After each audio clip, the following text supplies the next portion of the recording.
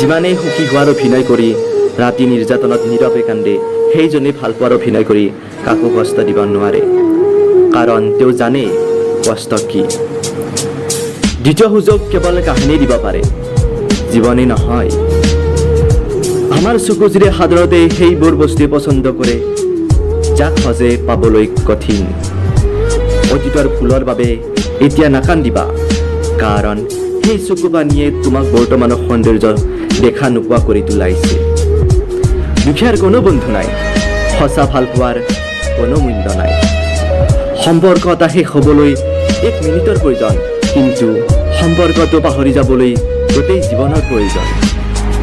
I hate you বুলি গাৰ সমস্ত জোৰেৰে 1000 বাৰ চিঞৰি ক'লেও হৃদয়খনে নামানে তোমাক যে মই ঘৃণ কৰোঁ।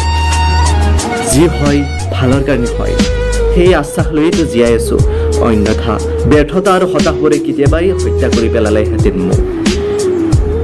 তুমি কাজিয়াবোৰৰ মাজত লুকাই থকা মৰমখিনি তুমি চিনিব নোৱাৰিলা। মৰমবোৰ সহায় নকৰিব পাৰে, কিন্তু আঘাতবোৰে মানুহ চিনি পোৱাত সহায় কৰে।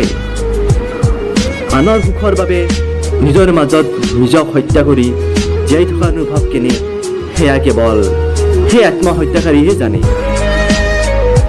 কিছুমানে সুখ বিচাৰি কান্দে, কিছুমানে দুখৰ বুকুত কান্দে।